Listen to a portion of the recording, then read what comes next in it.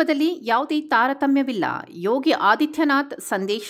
ಉತ್ತರ ಪ್ರದೇಶದ ಪ್ರಯಾಗ್ರಾಜ್ನಲ್ಲಿ ನಡೆಯುತ್ತಿರುವ ಮಹಾಕುಂಭದಲ್ಲಿ ಯಾವುದೇ ತಾರತಮ್ಯ ಇಲ್ಲ ಎಂದು ಸಿಎಂ ಯೋಗಿ ಆದಿತ್ಯನಾಥ್ ಏಕತಾ ಸಂದೇಶ ಸಾರಿದ್ದಾರೆ.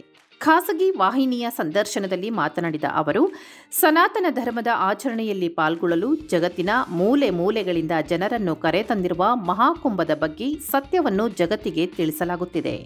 ಹಾಗಾಗಿ ಮಾಧ್ಯಮಗಳಿಗೆ ಧನ್ಯವಾದ ಅರ್ಪಿಸುವುದಾಗಿ ಹೇಳಿದರು.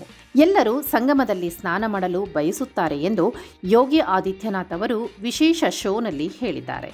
ಜನರು ಸ್ವತಃ ಹೋಗಿ ನೋಡಬೇಕೆಂದು ನಾನು ಬಯಸುತ್ತೇನೆ. ಈ ಸಂದೇಶವನ್ನು ಜಗತ್ತಿಗೆ ಕೊಂಡೊಯ್ಯಲು ಮಾಧ್ಯಮಗಳು ಸಕಾರಾತ್ಮಕವಾಗಿ ಕೆಲಸ ಮಾಡಿದೆ ಎಂದು ಯುಪಿ ಮುಖ್ಯಮಂತ್ರಿ ಹೇಳಿದರು.